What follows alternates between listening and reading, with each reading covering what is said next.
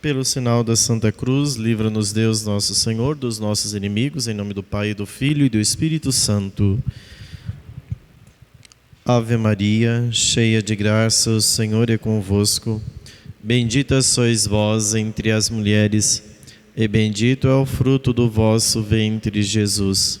Santa Maria, Mãe de Deus, rogai por nós, pecadores, agora e na hora de nossa morte. Amém. Santo anjo do Senhor, meu zeloso e guardador, se a ti me confiou a piedade divina, sempre me rege, me guarda, me governa, me ilumina. Amém. Santa Teresinha do Menino Jesus. Em nome do Pai, e do Filho, e do Espírito Santo. Amém.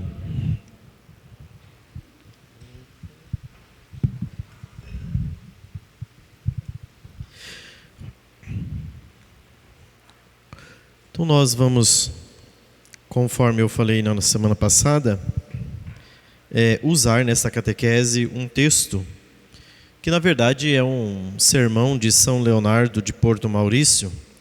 Esse é um santo do século XVII, para o século XVIII, ele morreu no século XVIII, e olhar um pouco sobre o tema da nossa salvação.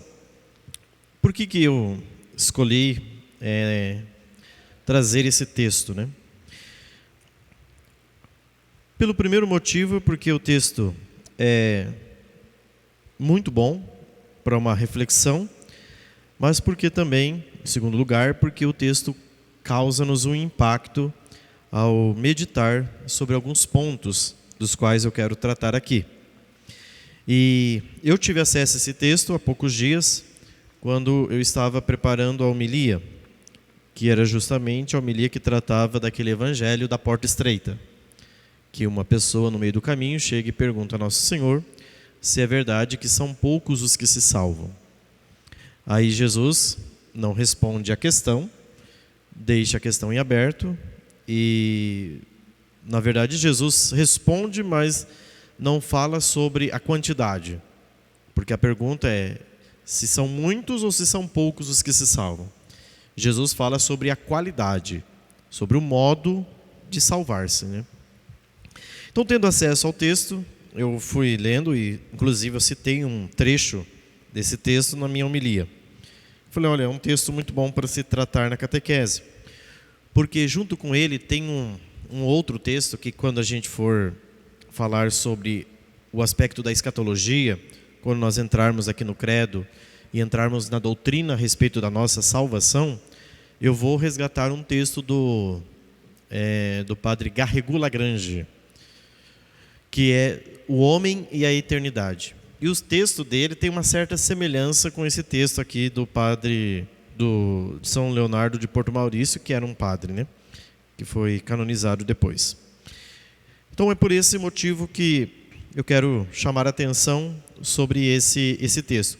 O texto fala justamente sobre o número dos eleitos. É uma reflexão sobre aqueles que vão se salvar.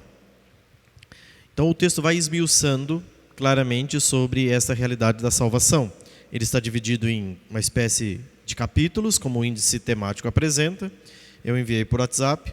Então nós vamos tentar trabalhar alguns pontos hoje e com certeza vamos ficar na semana que vem. Porque não dá para não fazer a leitura de alguns pontos do texto, né? Aqueles que não tiverem acesso ao texto físico podem fazê-lo, né, pelo WhatsApp, lá no grupo eu coloquei o texto para ir podendo acompanhar. Então a introdução do texto não é dele, evidentemente, é uma introdução geral sobre o padre São Leonardo de Porto Maurício, né, sobre o tema. Aqui, nessa breve exposição, eu destaco o segundo parágrafo do texto, sobre o Papa Bento XIV, que comentou sobre este santo, né? Ele diz assim, olha: meus sermões são a base não de belas palavras, mas de belas verdades. Eu me servirei de palavras simples, familiares, para ser entendido dos mais reputres aos mais ignorantes, ou seja, aos mais inteligentes aos mais ignorantes, que têm menos conhecimento. Sem, no entanto, cansar os mais inteligentes. Porque às vezes, se você é muito... Na sua exposição, você acaba sendo muito simples.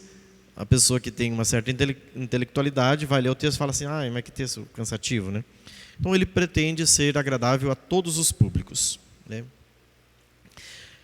O Papa Bento XIV o chamou de o caçador do paraíso, né? O grande caçador do paraíso, ou seja, a sua missão era caçar almas para levá-las para o céu. Então, toda a sua pregação causava nas pessoas assim um espanto. As pessoas ficavam olhando fixamente para ele, porque os seus sermões achavam e mudavam de fato as pessoas, de tal modo que quanto mais ele pregava, mais os confessionários se enchiam, ou seja, mais as pessoas acorriam para buscar o sacramento da confissão. Isso é muito também um século depois, São João Maria Vianney, né? O que fez com a grande revolução pastoral de São João Maria Vianney na cidade de Ars foram duas coisas: confissão e comunhão, ou seja, missa e comunhão, missa e confissão. Foram essas duas coisas que revolucionaram a pastoral da cidade de Ars, mudando as pessoas de vida, mudando as pessoas e levando as pessoas para Cristo, né? Então, esse texto que nós vamos olhar agora, ponto a ponto, é um dos sermões mais célebres deste santo. Talvez eu acho que vocês nunca ouviram falar dele, né? São Leonardo de Porto Maurício, né? Mas esse texto aqui sobre o número dos eleitos é o texto mais conhecido dele. Existem muitos outros textos sobre a Santa Missa e outros mais. Mas aqui esse texto se atribui à conversão de muitas pessoas. Então, como nós vamos começar lá no ponto 1, eu creio que é aí na página 2 de vocês, que é onde começa de fato o texto, né?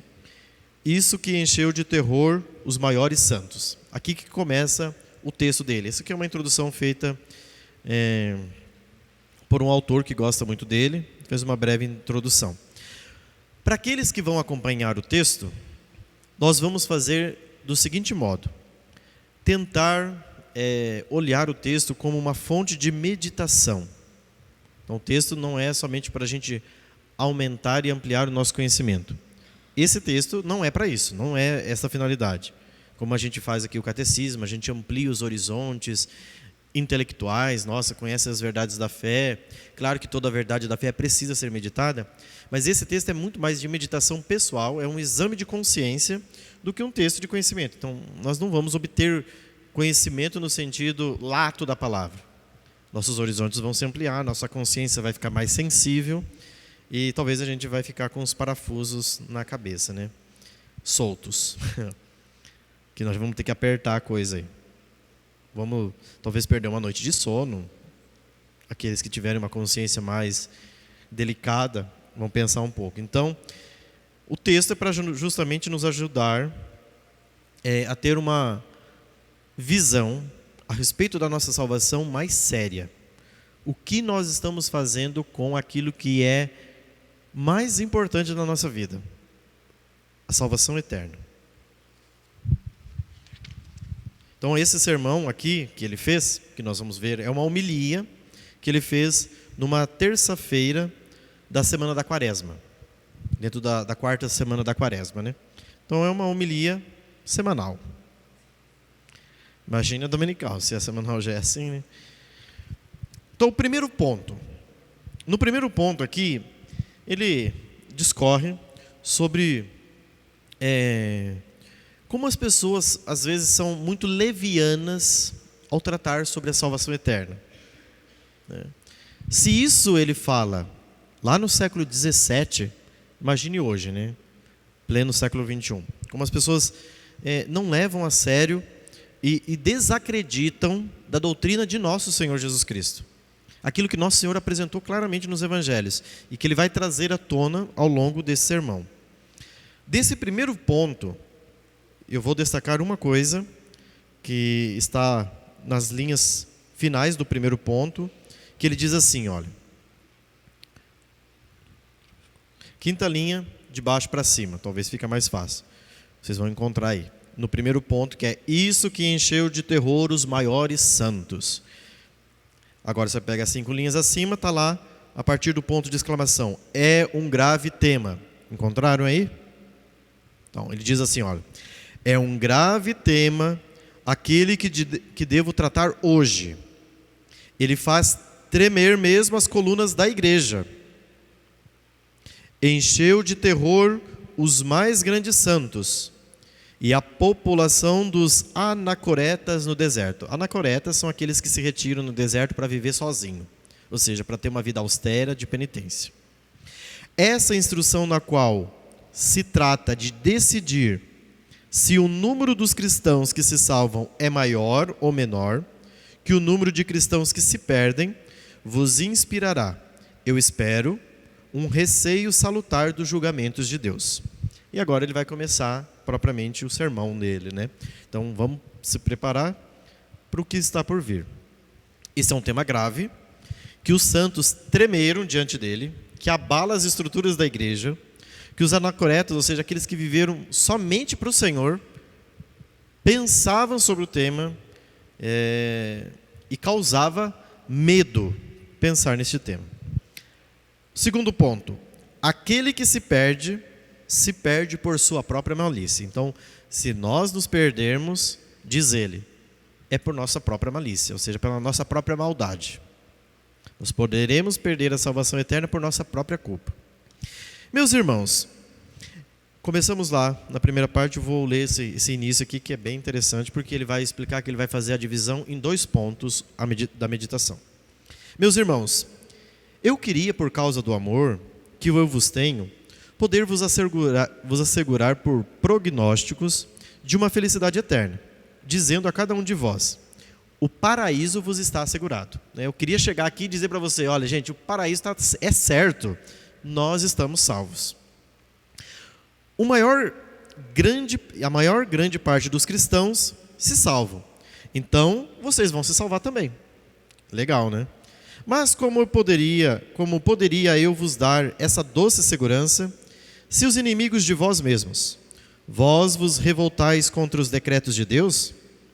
Eu percebo em Deus um sincero desejo de vos salvar, mas eu vejo em vós uma inclinação decidida a se perderem. Que farei eu, pois, hoje, se eu falo claramente? Eu vos desagradarei. Mas se eu não falar, eu desagradarei a Deus. Eu partirei então esse tema em 2 temas. Então ele vai dividir o assunto em 2 partes. A primeira parte, para vos aterrorizar, deixarei os teólogos e os padres da igreja decidirem a questão e pronunciar que a maior parte dos cristãos adultos se danam. Então, eu não vou nem falar de mim.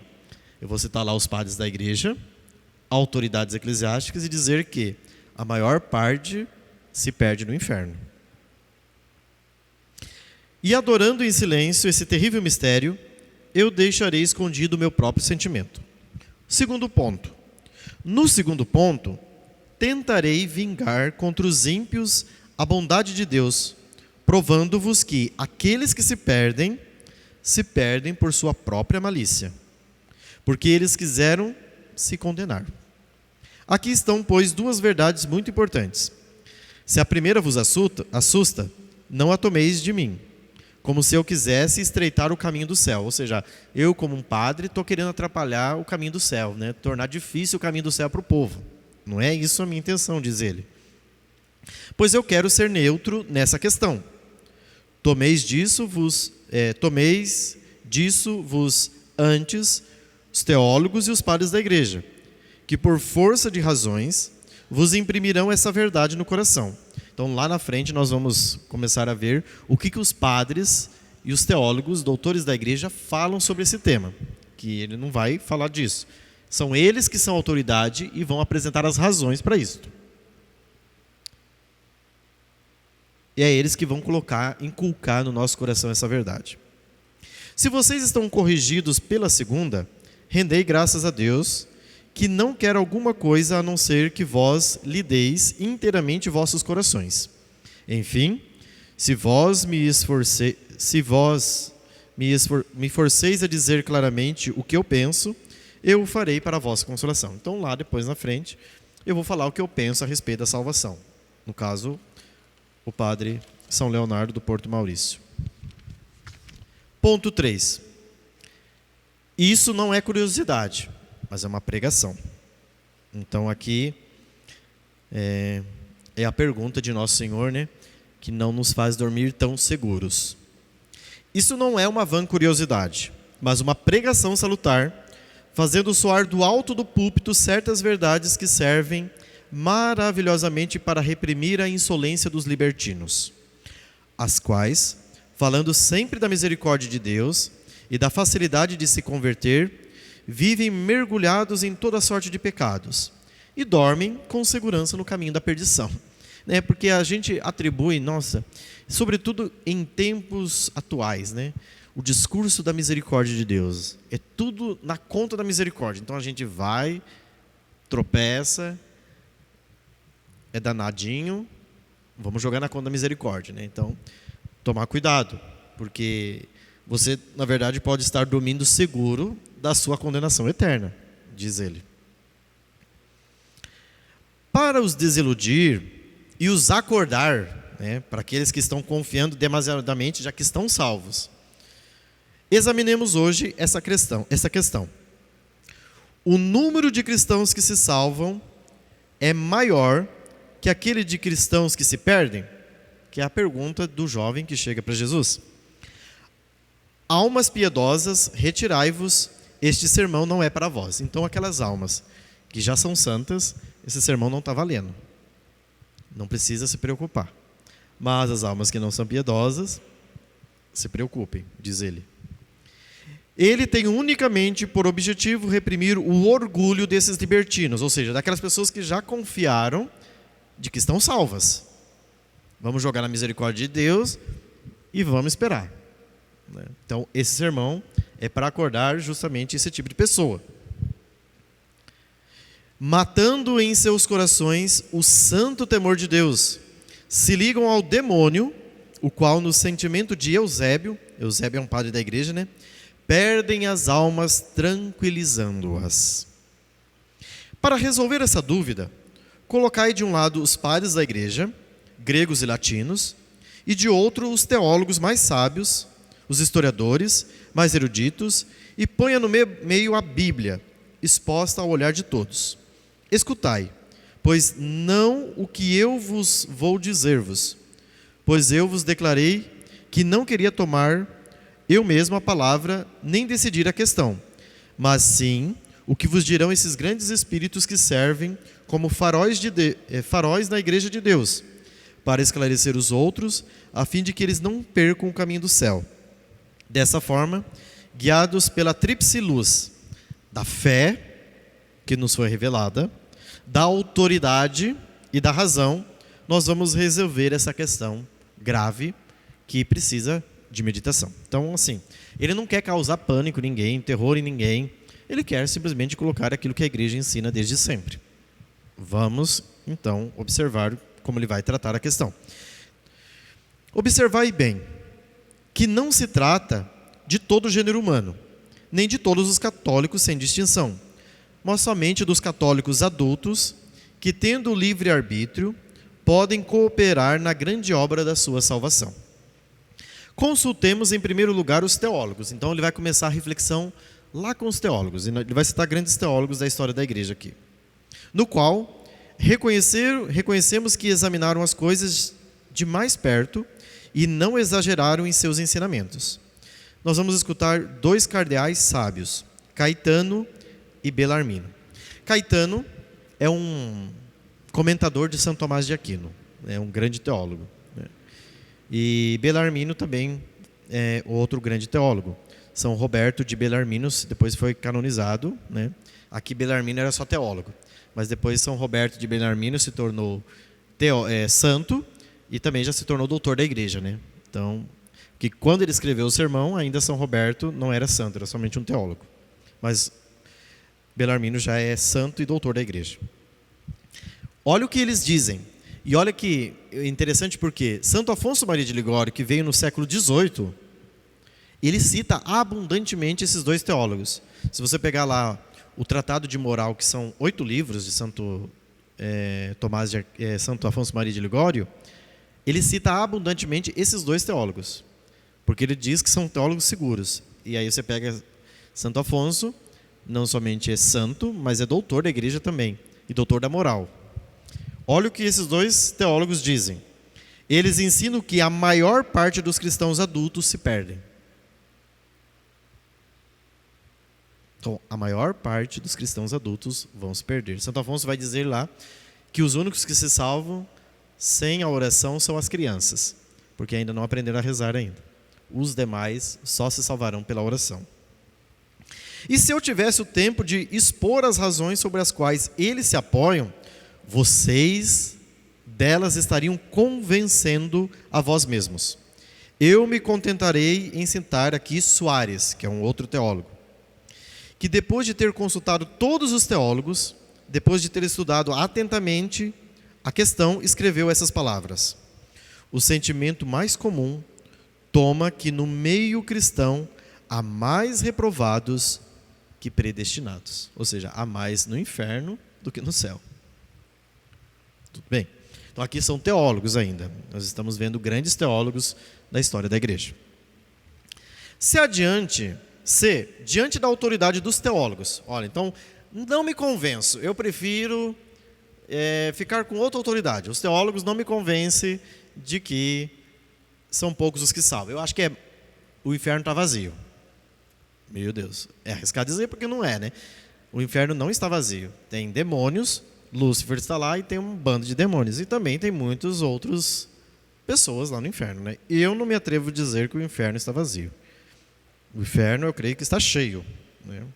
Mas, enfim. Misericórdia de Deus, como ele diz, existe? Existe. Mas as pessoas se perdem por própria malícia. Mas vamos aos teólogos. Aos padres da igreja. Se a autoridade dos teólogos não sustenta a argumentação, ele diz aqui, vamos juntar então aos padres gregos e latinos.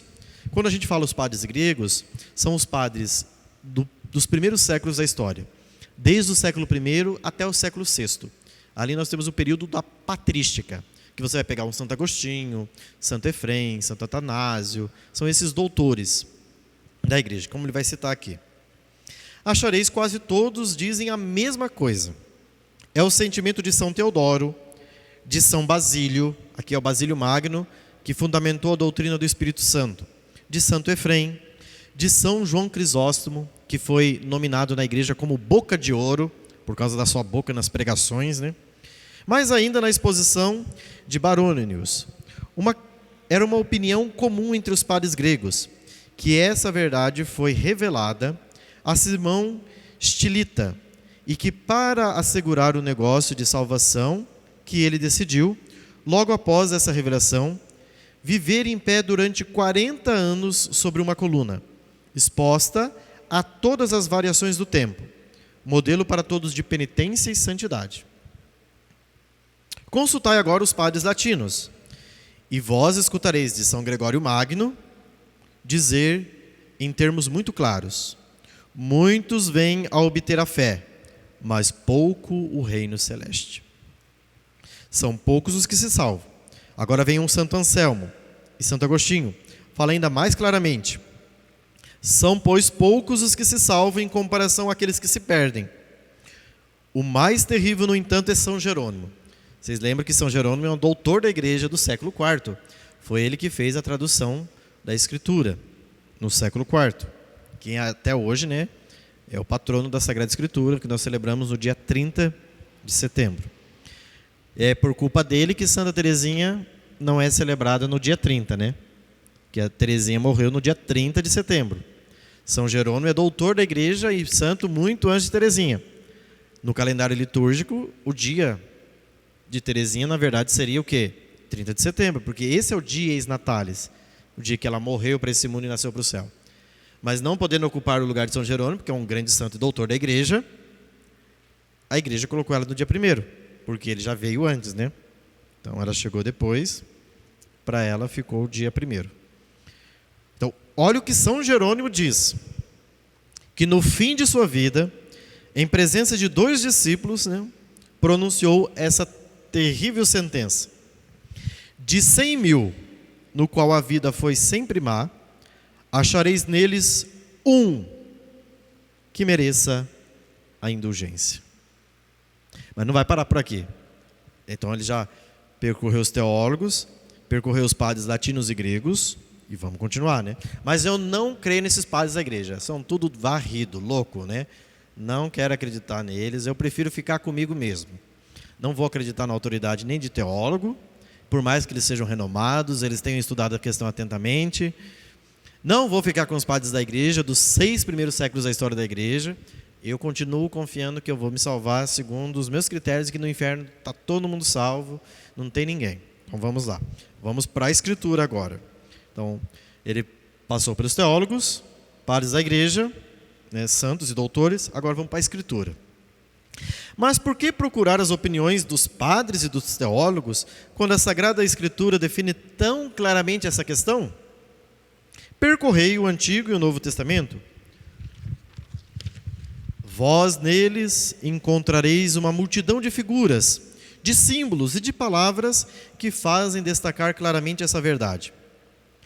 São muito poucos os que se salvam.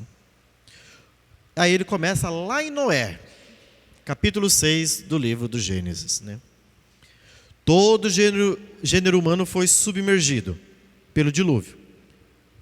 8 pessoas apenas foram salvas na arca. No entanto, essa arca, diz São Pedro, era a figura da igreja.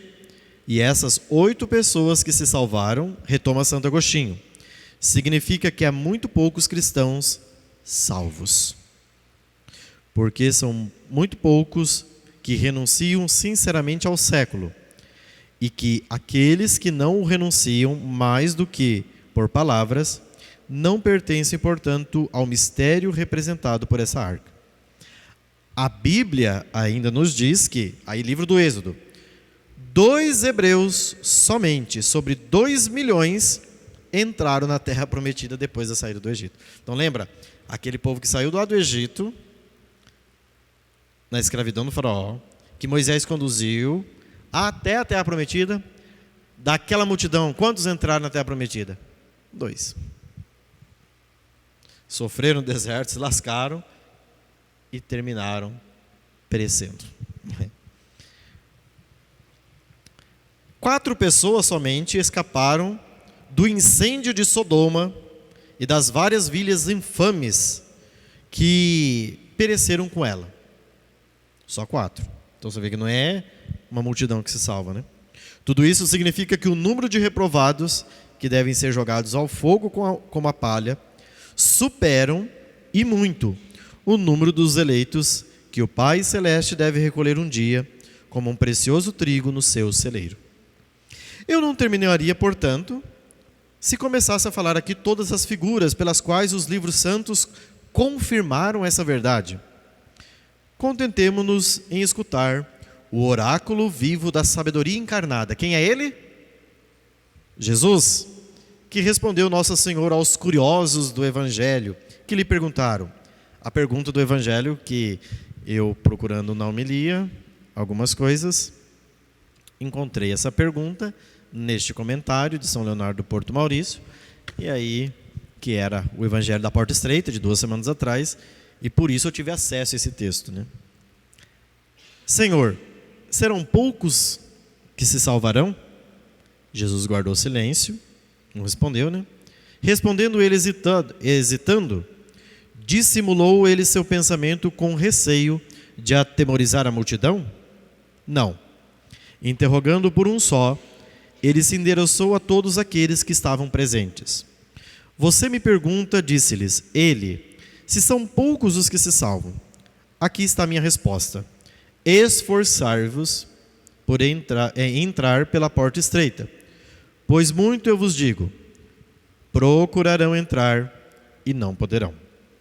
Quem fala aqui é o Filho de Deus, a verdade eterna, que diz mais claramente ainda em outra ocasião, muitos são chamados, mas poucos são eleitos. Ele não diz, todos são chamados, e entre todos os homens, poucos são eleitos. Mas diz, muitos são chamados, quer dizer, como explica São Gregório, que entre todos os homens, muitos são chamados à verdadeira fé, mas entre eles são poucos os que se salvam. Essas palavras, meus irmãos, são de nosso Senhor Jesus Cristo. São elas claras? Elas são verdadeiras. Diga-me agora se é possível de ter fé em seu coração e não tremer? Então, de fato, a salvação é como São Paulo diz, a gente deve lutar com temor e tremor. Mas não para por aqui. Agora ele vai começar a fazer o exame da questão. E ele vai analisar o exame da questão nos diversos estados. E ele vai começar com o estado de vida do qual só eu tenho aqui, né, entre vocês, que é o sacerdócio. Percebo que falando assim, de todos em geral, eu falto com o meu objetivo. Então vamos aplicar essa verdade aos diversos estados. E vós compreendereis que é preciso ou não renunciar à razão, à experiência e ao senso comum dos fiéis, ou confessar que a maior parte dos católicos se perdem. Existe no mundo um estado mais favorável à inocência, onde a salvação parece mais fácil e no qual nós temos uma mais alta ideia do que aquela dos padres, que são os tenentes de Deus.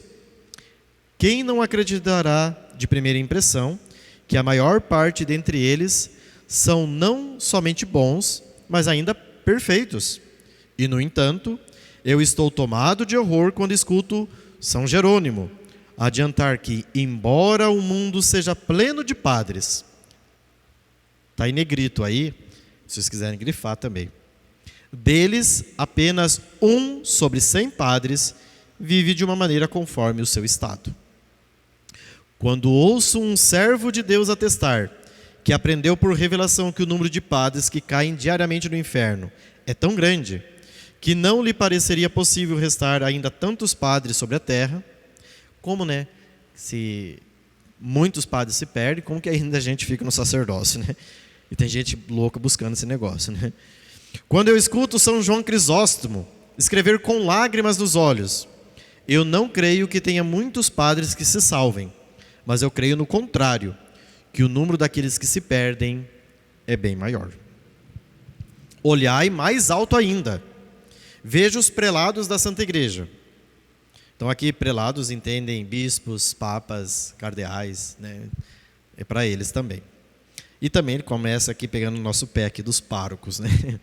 Os párocos tendo o encargo das almas, né? Pároco tem o ofício de cuidar das almas. Olha o que ele diz.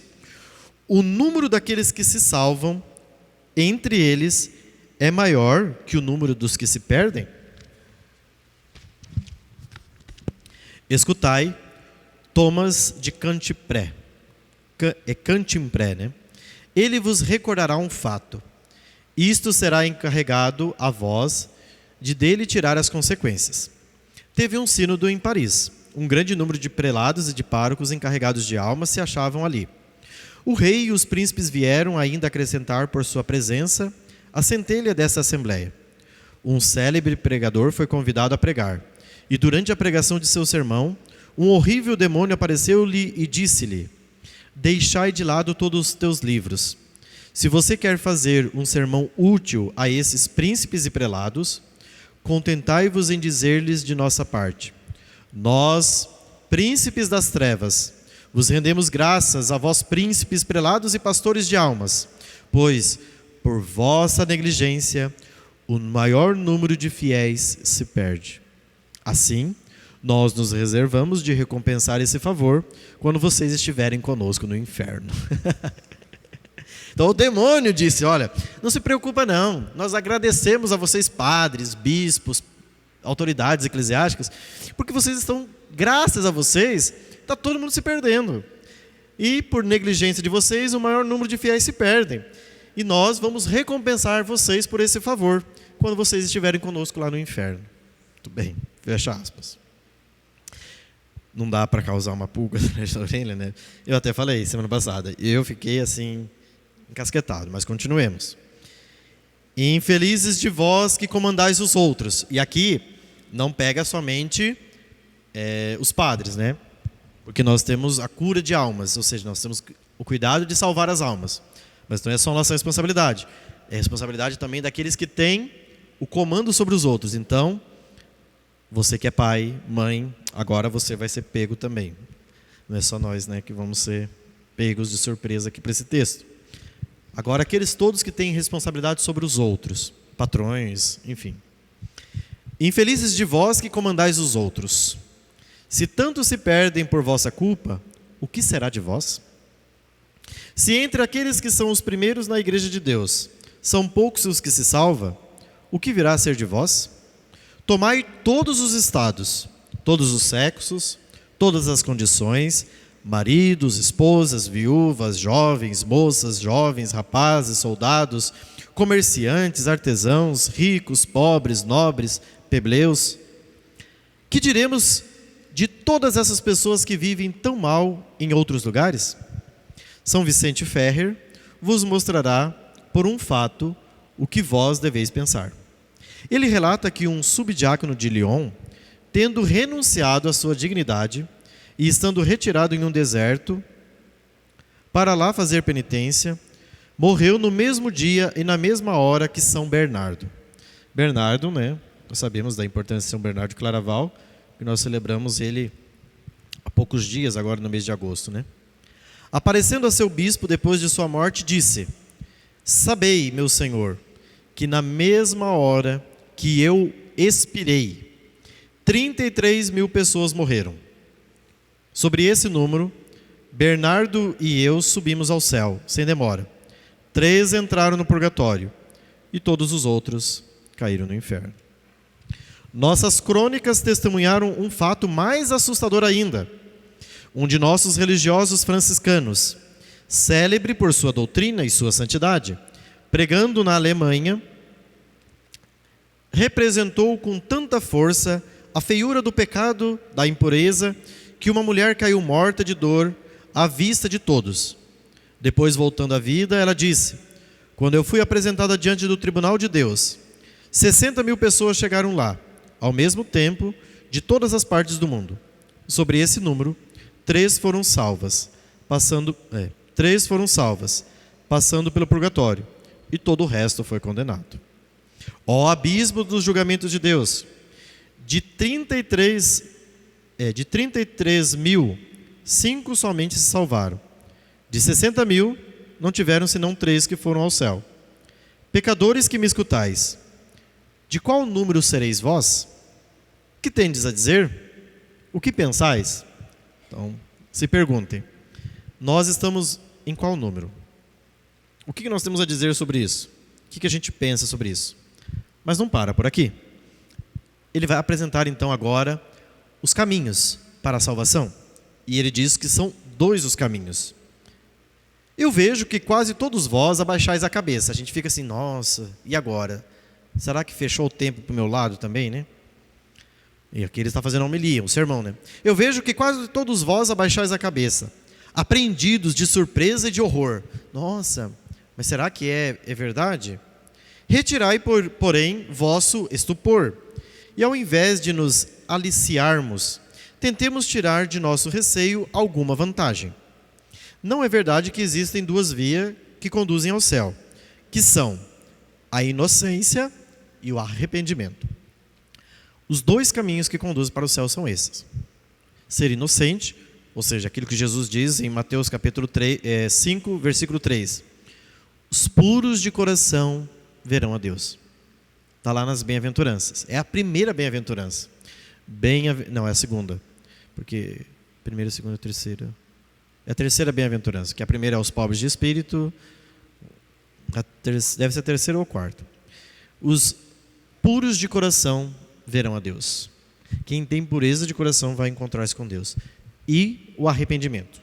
Ora, se eu vos demonstro que são pouquíssimos os que tomam uma dessas rotas, vós concluís disso, como homens racionais, que são pouquíssimos os que se salvam.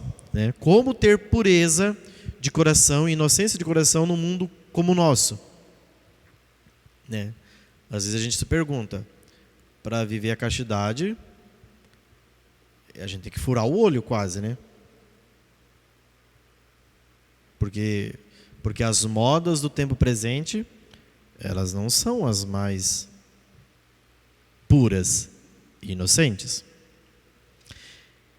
E para disso vir as provas, qual idade, qual emprego, qual condição vos encontrareis onde o número de comerciantes, agora ele vai pegar no pé dos comerciantes, não seja 100 vezes mais considerável que aquele dos bons, e do qual podemos dizer, os bons ali são raros, e os comerciantes numerosos? Podemos dizer de nossos tempos o que São Salviano disse dele.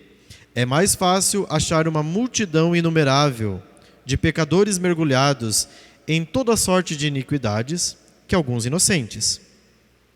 Quantos há entre eles, entre os servidores, que sejam inteiramente honestos e fiéis em seu ofício? Quantos entre os mercadores, que são justos e equitativos em seu comércio? Ou seja, naquilo que fazem, né?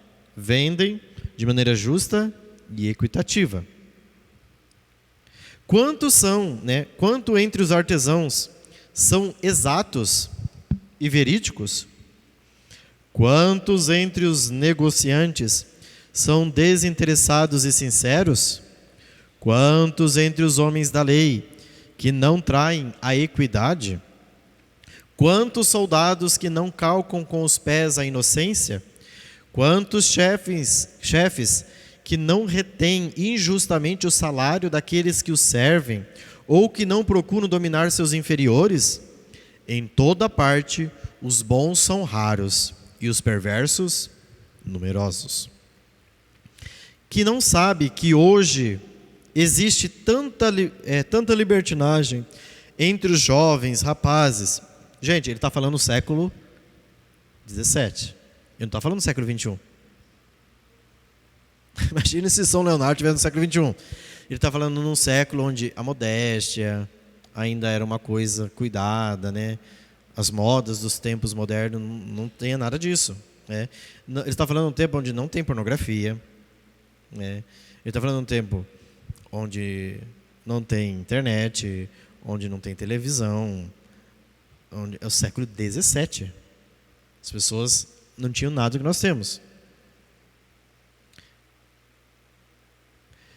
Quem não sabe que hoje existe tanto libertinagem entre os jovens rapazes, tanta malícia entre os homens maduros, e tanta liberdade entre as jovens moças, de vaidade entre as mulheres, de licenças na nobreza, de corrupção na burguesia, de dissolução no povo, tanta audácia entre os pobres, que podemos dizer o que Davi disse em seu tempo: todos perecem extraviados, e não há quem faça o bem, nem mesmo um só. Nós chegamos, ai de nós, chegamos a esse dilúvio universal de vícios, predito por Oséias. Percorrei as ruas e as praças, os palácios e as casas, as vilas e os campos, os tribunais, os cursos, e mesmo os templos de Deus, isto é, as igrejas. Onde achareis vós a virtude? Ai de nós, diz São Silvano, à exceção de um pequeno número que fogem do mal, o que é a Assembleia dos Cristãos, senão um porão de todos os vícios? Então ele está falando do século XVII, né? Está dizendo que nós cristãos somos um porão de puro vício. Ou seja, aqui dentro de nós está cheio de desordem. Ele está falando do século XVII. E entre nós, como está? Não achamos em toda parte senão interesse, ambição, gula e luxúria? Não é verdade que a grande parte dos homens se contaminaram pelo vício da impureza? E São João não tinha ele razão de dizer que o mundo, se é que podemos chamar assim alguma coisa também tão inunda, está inteiramente posto no mal? Não sou eu quem vos diz. É a razão que vos força a crer que entre tantas pessoas que vivem assim tão mal, são pouquíssimos os que se salvam. Então, dois caminhos que ele figura aqui para a salvação: a pureza de coração, ou seja, a inocência, e do outro lado, o arrependimento. Puro arrependimento dos nossos pecados. Mas somado a esta questão do arrependimento, ele já liga a sétima questão, que trata das nossas confissões. Como são as nossas confissões?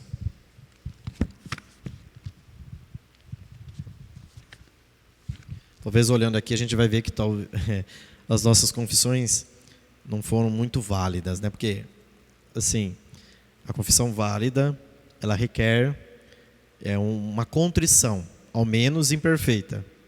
Ou seja, um arrependimento, não quer, para a validade da confissão, não se que requer uma contrição perfeita, né? Mas imperfeita, pelo menos. A perfeita seria morrer seguro de que você não precisa nem de confissão. A contrição imperfeita é aquele estado onde a gente tem medo de morrer porque a gente vai para o inferno. Ou seja, a gente vai receber a condenação eterna. Mas vamos olhar aqui as confissões. Mas a penitência, dizeis vós, não pode ela reparar com vontade a perda da inocência? Então será que a confissão não vai reparar aquela inocência que nós vamos perdendo ao longo da vida? É verdade, concordo. Mas sei também que a penitência é tão difícil na prática que ou ele perdeu extremamente o uso, ou os pecadores abusam extremamente dela. Então, ou as pessoas não se confessam mais, ou as pessoas abusam dela. Sempre dois extremos, né? O Papa Pio XII, em 1942, ele estava numa catequese com catequistas do mundo inteiro, que foi um congresso internacional da catequese. Aí foram catequistas do mundo todo lá. E aí o Papa Pio XII, ele falou uma frase que ficou célebre nos séculos posteriores e que muitos papas citaram, é que o homem do século XXI perdeu a consciência do que é pecado. Então o homem moderno já perdeu a sensibilidade para o pecado. Isso é um fato. Então nós temos de um lado aqueles que perderam extremamente a consciência do pecado e do outro lado aqueles que abusam da confissão. Que isso só basta para vos convencer que são poucos os que se salvam por esta via, pela confissão. Que esse caminho é de difícil acesso, estreito, semeados de espinhos, horrível de ver, duro para subir. Temos nele visto em toda parte traços de derramamento de sangue e de coisas que lembram tristes lembranças. Quantos fracos nada chegaram a ver? Quantos desistem no começo? Quantos caem fatigados no meio? Quantos se abandonam miseravelmente no fim? E quão poucos são os que nele perseveram até a morte? Santo Ambrósio declara. Santo Ambrósio, quem foi? Aquele que converteu Santo Agostinho. Nada mais, nada menos isso, né? É mais fácil achar homens que guardaram a inocência que entre eles achar quem tenha feito uma penitência conveniente. A penitência aqui ele não está tratando só do sacramento, mas também de fazer penitência, né? Então, é mais fácil achar uma pessoa que guardou a inocência do que achar uma pessoa que tenha feito uma penitência decente. Se vós considerais a penitência enquanto sacramento, vamos lá. Quantas confissões censuradas? Quantas apologias estudadas? Quantos arrependimentos enganosos? Quantas promessas falsas? Quantos propósitos ineficazes? E aqui o pior, quantas absolvições inválidas? Vocês sabem que a confissão, ela tem aquilo que compete ao confessor e aquilo que compete ao penitente. Aquilo que compete ao confessor é que ele seja um sacerdote validamente ordenado e que ele pronuncie a fórmula de absolvição. Ponto. É só isso. Então, é padre mesmo? Foi ordenado certinho? Beleza. Não é, quem está lá dentro do confessionário não é um farsante?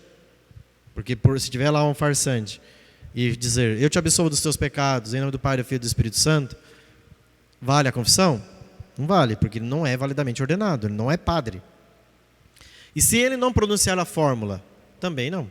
Então são as duas coisas básicas por parte daquele que atende a confissão, no caso, o padre. Que ele seja validamente ordenado, é ordenado certinho? Beleza. e ele pronunciou a forma de absolvição, qual é a fórmula? Eu te absolvo dos teus pecados. Tem que dizer só isso. Se ele inventou encheu de frescura lá, não tem problema. Eu, pelo poder que me foi confiado pela igreja, do sacerdócio, tal, eu te absolvo dos teus pecados. Pronto, é isso. Dizendo essa palavra, eu te absolvo dos teus pecados. Pronto. Não dito isto, não sendo um sacerdote validamente ordenado, confissão inválida. Mas tem a parte do fiel. A parte do fiel é arrependimento, contrição e propósito. Então, estou arrependido, eu vi que aquilo que eu fiz foi besteira, gerou isso no meu coração uma dor, porque eu mereço o inferno e não o céu. A dor você não precisa sentir, né? Porque eu estou falando aqui dor, para, eu não senti nunca dor antes de fazer a confissão. Não é isso. Né? Porque daí se estiver sentindo dor, você deve procurar um cardiologista. Né? Porque daí o problema não é outro, né? Então, a dor é, meu Deus, se eu morresse nesse exato momento, eu tenho que ir para o inferno. Essa é a dor. É você estar ciente, não é sentimento. Padre, eu nunca sinto nada no arrependimento. Não precisa sentir. Você só precisa ver a merda que você fez. E saber que você fez merda. E estar arrependido da merda que fez. E saber que a merda vai te levar para o inferno. Ponto. Sabe disso? É isso. Isso que tem que provocar. Meu Deus, é isso que eu mereço. Arrependimento, contrição, propósito. Eu não vou mais fazer isto. E aqui, às vezes, é o calcanhar de Aquiles, de muitos. Vou na sexta, no sábado confesso, aí para poder comungar no domingo, e na segunda-feira eu faço um negócio, daí confesso no sábado, volto no domingo, comungo, né? E volto semana que vem, daí na sexta, volto. Isso aqui está brincando com o sacramento, porque está inválido. Ela está achando que sai comungando em estado de graça, mas na verdade não, porque ela não está com um propósito. O que é o propósito? O propósito precisa estar enraizado na vontade. Eu vou lutar para não cair. Mas, padre, eu olho para mim e vejo a fraqueza. Tudo bem. Não é a fraqueza que você vai olhar, você vai olhar o propósito. Eu quero lutar para não cair mais. Se possivelmente por miséria você cair, está tudo bem. Mas você tinha um propósito firme. Agora assim, eu vou lá, confesso, daí na terça eu volto. Aí você não está com um propósito firme. Você precisa ter um propósito de não querer mais pecar. O propósito, por isso que aqui ele está falando aqui que torna muitas confissões inválidas. Por causa justamente do propósito. Todos aqueles pecados que você acusa no confessionário, você tem que ter o propósito de não querer mais cometê-los. Nunca mais. Sabia que é assim? Eu vou fazer um esforço para não pecar. Não é esforço.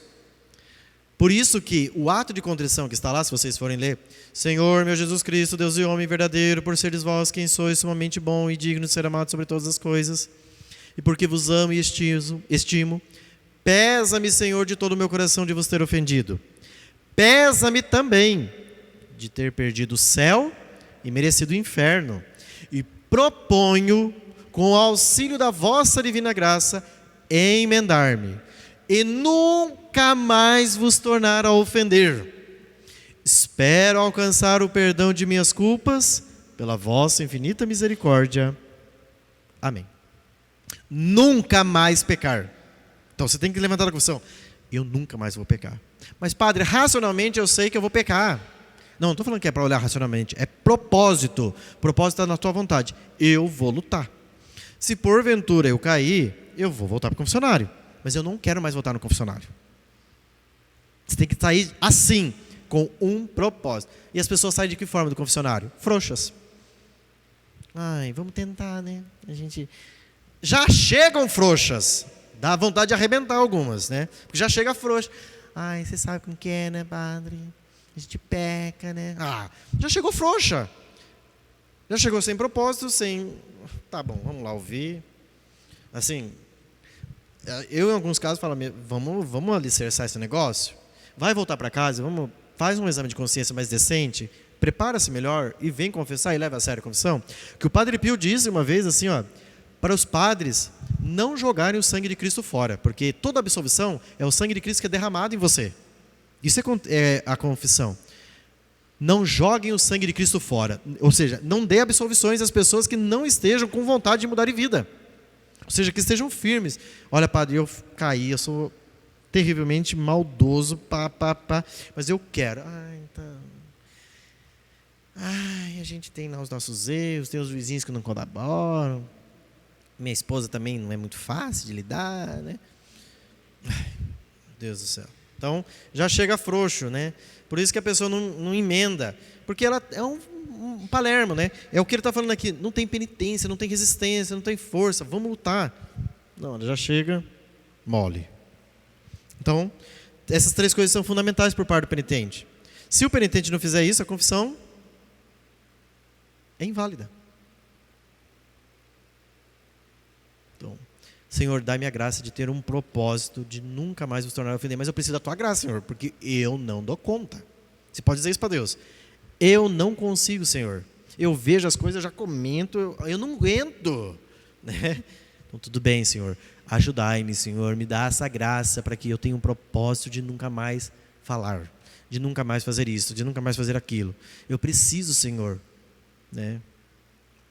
A gente precisa ter audácia no nosso pedido. Mas a gente não acredita no que está pedindo. Você acha que Deus vai acreditar? Ai, Senhor, me ajuda, que eu não aguento. Ai, eu sou tão frouxinha. Né? Ai, mas Deus vai ajudar. Assim. Deus ajuda nós, né, Padre? Ajuda. Né? O negócio é frouxo, gente. Ai, não dá. Gente frouxa não vai, né? Então precisa botar um cabresto aí, botar espora e vamos para frente. Vamos buscar com coragem esse sacramento. Continua lá.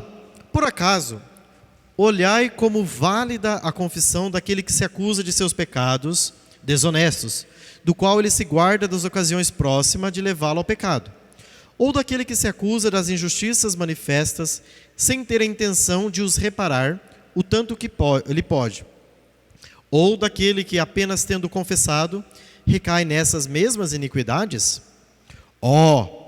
Abusos horríveis de um grande sacramento. É usar o sacramento, está dizendo São Leonardo. Agora, vamos lá. Um se evita para evitar a excomunhão. O outro, para dar-se a si mesmo a reputação de um penitente. Olha, eu sou penitente, eu vou lá todo mês, né?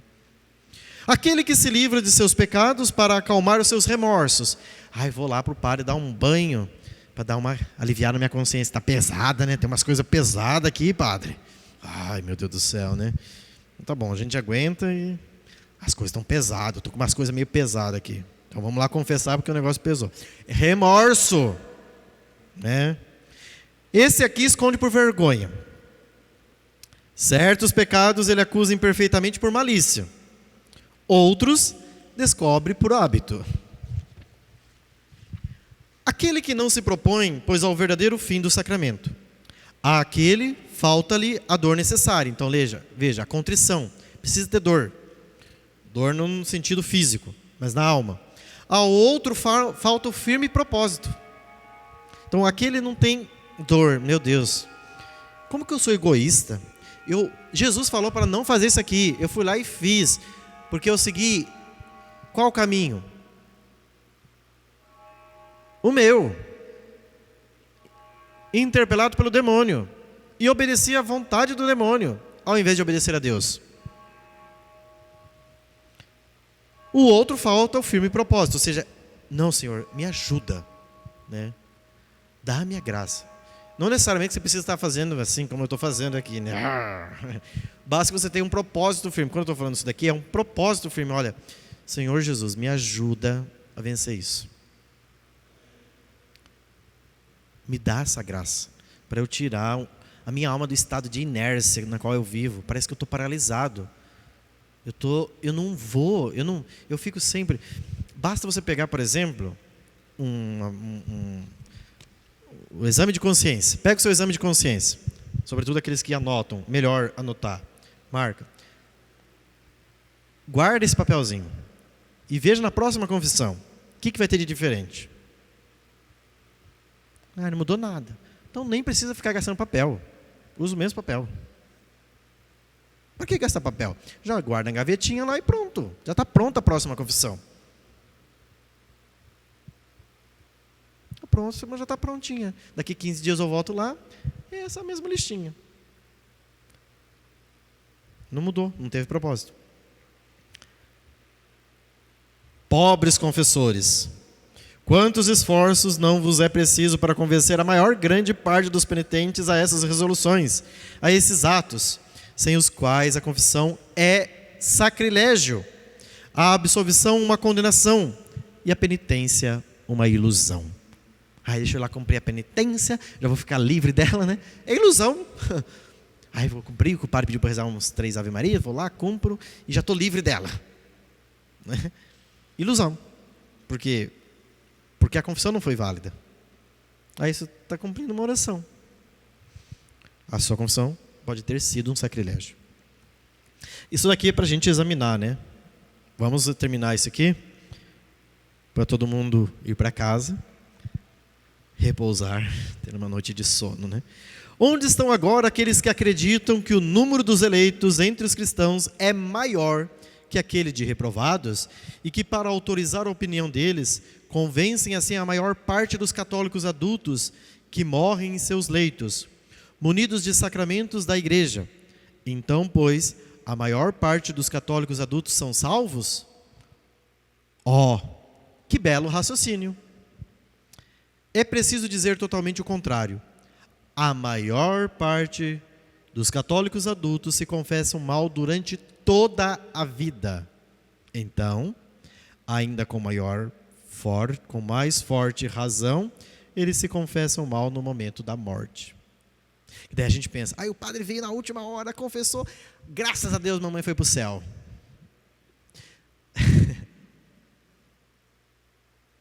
Porque é assim comumente, nossa, o padre veio aqui na última hora, ele chegou lá, atendeu lá, jogou a unção, está salva. A gente pensa isso. Mas a gente se pergunta, será que aquela confissão última foi boa? Porque se ele se confessou mal durante a vida toda, provavelmente a confissão na hora da morte vai ser péssima também. Vai ser genérica. A gente pressupõe. E às vezes, por isso que a gente, graças a Deus, a doença é uma ocasião para a pessoa voltar para o fundo de si mesma, ter tempo de refletir, né? E tem muitas confissões muito boas nesse momento de doença que a gente ouve, né? Mas a gente não pode presumir que, tendo sido confessado na última hora, ele foi salvo. Porque a pergunta é, essa confissão foi válida? O padre chegou lá na última hora, graças a Deus, tal. Uma criança que foi batizada, a gente pode contar, está no céu. Essa sim, porque é inocente, não precisa de arrependimento, então, segundo aquilo que Nosso Senhor diz, está no céu. Que foi batizada, nasceu, gritou, o padre chegou, batizou certinho. Essa sim, podemos assegurar com toda a razão que está no céu. Agora os adultos, é como ele diz aqui, não se assegurem. Concluímos, pois, que a maior parte é condenada.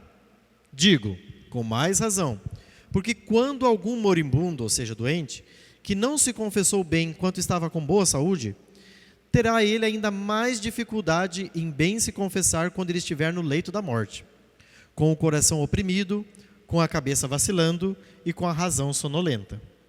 Nesse momento, quando será combatido de várias formas pelos objetos ainda vivos, pelas ocasiões ainda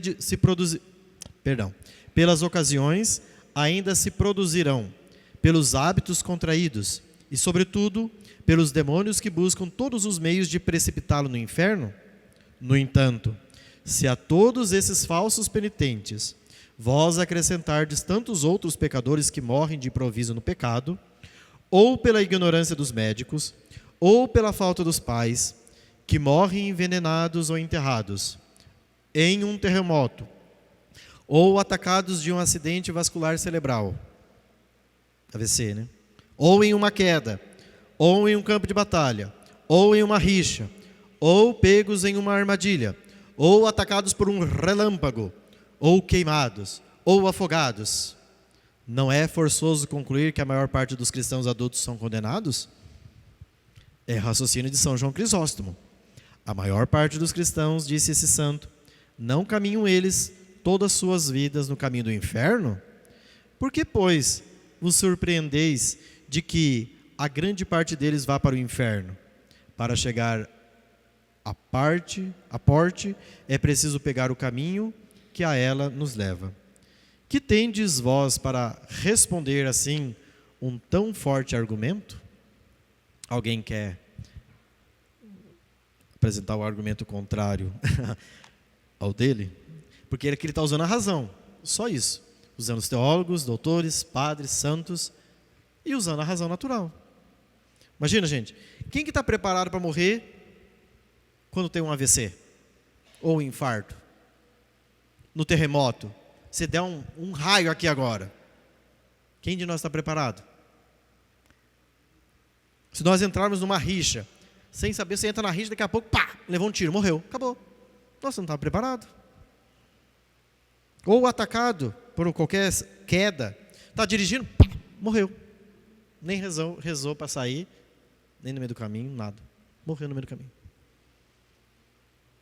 Queimados, de repente, incendeia. Você está dormindo na tua casa, pega fogo, pá, você está lá dentro, queimou junto. Então, é mais fácil de se convencer que muitos se perdem. Muito bem, mas a coisa não para por aqui, né? Como as areias do mar, como as estrelas do firmamento. Nós vamos continuar na próxima semana, daí nós concluímos. Mas não leiam em casa, não. Se voltarem a ler, leiam o que nós já vimos. E a próxima semana a gente conclui a última parte. Para meditar mesmo, né? Para pensar no verdadeiro significado da nossa salvação. Então isso daqui não é um texto de ensino, mas é um texto de meditação para a gente pensar, nossa, o que eu estou fazendo com a minha vida? É meio assim impossível a gente não ficar com uma pulga atrás da orelha, não é verdade?